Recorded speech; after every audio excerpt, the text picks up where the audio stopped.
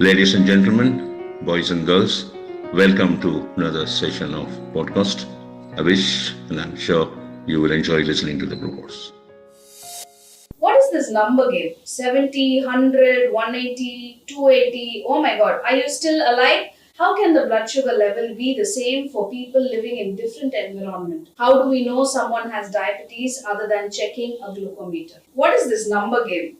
Like 70 to 100 is normal and then you go beyond that, then people scare you with diabetes. What is this all about? Personally, if you ask me, whatever little understanding that I have the wisdom to express what I have in my mind after having studied the anatomy, physiology, pathology, and medicine and food and nutrition, different section of modern science with respect to health science. What I would very clearly tell you is if you are going to bring the human chemistry under numbers, then you will have cure for every disease in this world. I don't know how best that you understand this, but this is what I feel. Okay, we go to the next area. So numbers. Who are the people who are responsible enough? What best that they have understood the human chemistry to bring certain things under numbers is a big question mark. If they say that 90 to 110 is normal fasting, some people still stick around below 100. Then 100 to 130, they say that it is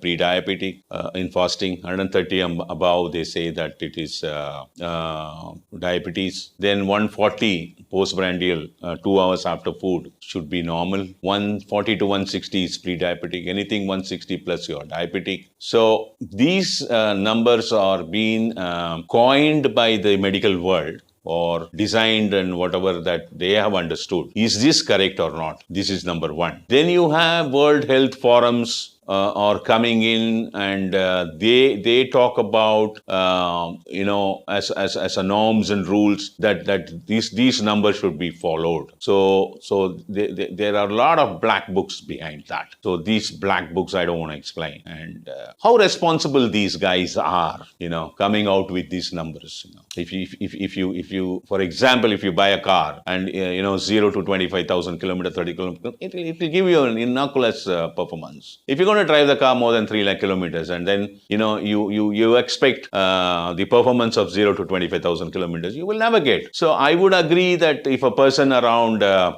20 years of age with a peak performance up to 25, 140 as a postprandial, I'll agree. But if a person is above 55, 60 or 65, 70, you cannot expect 140. That is for sure. So now where do we stand? And you're going to declare him diabetic and you're going to pump him with medicines there. So this alarming sugar up of 280, 300, 350, 400 in spite of giving medicines and all things. Any medicine is given over a span of time. Body is going to memorize it, that you know about it, and it's not going to work. So you throw him in insulin. And these artificial insulin pumped in through injections. There are 4 types of insulins are there. Let us not go into those details. And then that is also over a span of time going to fail. Then Doctor, my question is, if is it the only reason, or is the age the only reason, or can environment or the climate change, the food, the diet that people have in different places, will that also affect it? Yeah, I'm coming to that next. When it comes to the question of the world scenario of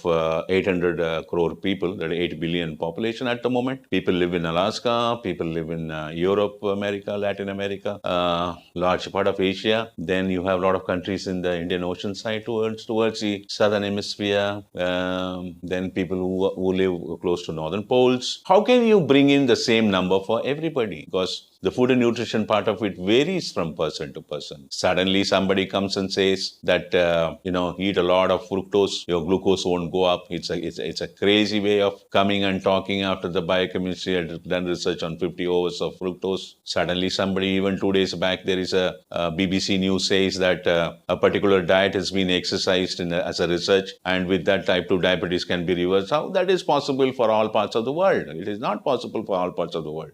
Recent researchers are also made. There is a particular community in Germany. They found from children to the elderly people of 70, 80 years, all are having sugar more than 250 all the time. Nothing happens to them. And there are pockets in Andhra. They have researched some communities are having sugar more than 300 constantly, that they are all not diabetic. So how best that we have understood what exactly, because what we are suffering without a cure for this problem is because the cause of the disease is unknown. So when the cause of the disease is unknown, we are trying to fix some numbers. And fixing of the numbers will it be universal? It cannot be universal. It should not be universal. It can never be universal, because if you take medicines, whatever medicines that we produce in the modern science with the field of pharmacology, these medicines, most of them cannot be universal, because paracetamol can reduce fever, the high temperature. But if you go to an uncontaminated area of Africa, 100 mg of paracetamol is enough. If you come to India, we need 600 mg. Probably if you go to Australia, you may need only 200 mg. So the dosage varies. And there are communities which may not respond for paracetamol. It cannot be blamed that way.